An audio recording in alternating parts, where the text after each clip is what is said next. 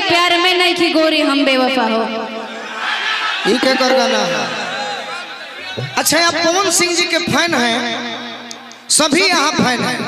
मैं आपसे पूछ रहा हूँ कि पवन सिंह जी का कोई पुराना गीत बताइए, तब मानूंगा कि आप फैन हैं उनके। रुकिए, उससे भी पहले अविनाश से मैं सवाल कर रहा हूँ डिम्पल जी कांच का सहेली, उसके भी पहले बताइए, तब मैं मानूंगा कि आप उनके फैन हैं। फैन तो नहीं है हम, फैन हम सभी के हैं, मानो तो नहीं भी हैं। उनका आवाज मुझे बहुत अच्छा लगता है। उनका देखिए, आज भी सनेहिया लगाओ, आपने ठीक इस बात को काटा है। उनका एक पहले गीत हम गाते थे, सूरदा भाई, ओढ़नी की कोर अपना नहीं, सोरह बरिस के भइलू, अरे अब ही प्यार ना भई, ई जवानी बाप का कोनो यार ना भई। हारमोन लगा ओ भी तलक ले पाए फ्रेंड तोहार ना भई, ओ भी तलक ले पाए फ्रेंड तोहार ना भई, ई जवानी बाप का कोनो यार ना भई, ई जवानी बाप का कोनो यार ना भई। मैं तो जिसे भी देखता हूँ कि कोई व्यक्ति अगर गम में डूबे हुए हो, तो हम तो गम के भाई हेड मास्टर हैं। और अविनाश भैया, इन्होंने ऐसा बात कहा, मैं वो भी गीत सुनाऊंगा, लेकिन मेरा एक हिंदी भी गीत है, तो रिमाइंडर दे दी। महाराज मन लागत बाना, मन लगावे के चाहिए। ये मंच पर हमरो ना लगत रहे, बाकी इतना श्रोता के देखनी जैसन सुनाई नु वैसन सुने वाला जरूर बड़े। डिम्पल जी, गीत तो इस धरती पर बहुत आएंगे, चले जाएंगे, कुछ ऐसे भी गीत हैं जो टीके रहते हैं।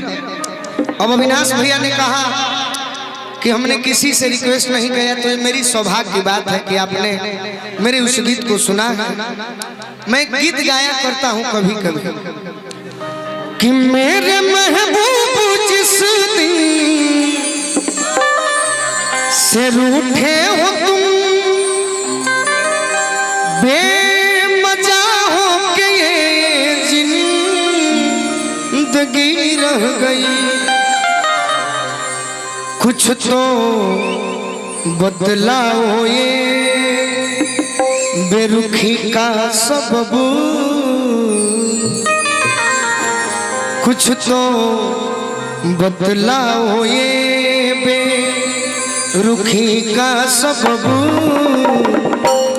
क्या मेरे प्यार में कुछ कमी रह गई, क्या मेरे प्यार में कुछ कमी रह गई। और प्यार में अगर धोखा हो जाए किसी कारण बस, आप रो क्यों रही हैं प्यार में?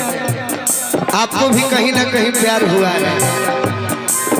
लड़की अपने बॉयफ्रेंड के बारे में कहते हैं अनारा जी, मुस्कुरा कर मुझे छोड़ के चल दिए, उनकी सूरत को मैं देखती रह गई, उनकी सूरत को मैं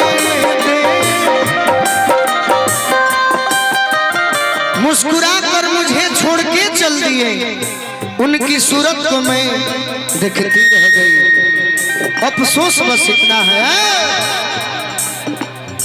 मुस्कुरा कर मुझे छोड़ के चल दिए, उनकी सूरत को मैं देखती रह गई, अफसोस बस इतना है। चार बत्तियां भी साजन से कर ना सकी, चार बत्तियां भी साजन से कर ना सकी,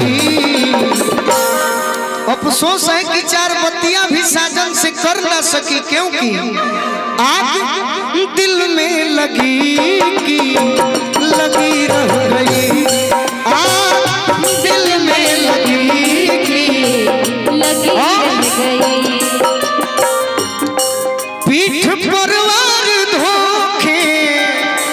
अविनाश भैया पीठ पर वार धोखे से जो कर गया वो मेरा दोस्त था, कोई दुश्मन न था। कोई कैसे किसी पर भरोसा करे, कोई कैसे किसी पर भरोसा करे। आखिर कोई कैसे किसी पर भरोसा करे, क्योंकि आज कल नाम की तो स्थिति रह गई। आज कल नाम की तो स्थिति रह। और जिन्हें भी लगे कि हम उसके प्यार में अगर पीने लगे तो ये कोई शौक नहीं है। दर्द लेके प्यार में जी लहो, दर्द लेके प्यार में जी लहो। सौखे न दारू, सौखे न दारू पी लहो। अरे दर्द लेके प्यार में जी लहो, दर्द लेके प्यार में जहिया से कोइल बारू निंदियो न आवेला, जहिया से कोइल बारू निंदियो न आवेला। बढ़ेला बेचैनी तोहर याद नु सतावेला, याद नु सतावेला। ये दारू कोनो दारू ना हो, ये नौजवान के जकरा प्रेम भइल होई ई गम भूले के दवाई हो। गम भूल के दवाई, गम भूल के दवाई लीला हम। दर्द लेके प्यार में जी ला। मैं मजबूरी समझता हूँ कि भैया को भी कहीं जाना है।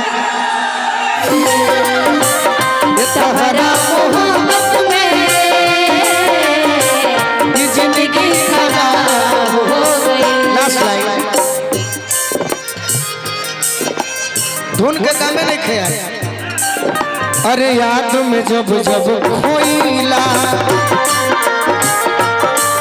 ये तन्हा तड़प के रोईला, बढ़ेला बेकरारी तो दारू पी के सोईला, बढ़ेला बेकरारी तो दारू पी के सोईला। अविनाश भैया की ओर से हमें और अनारा जी को भी और डिम्पल जी के भी प्यार मिला।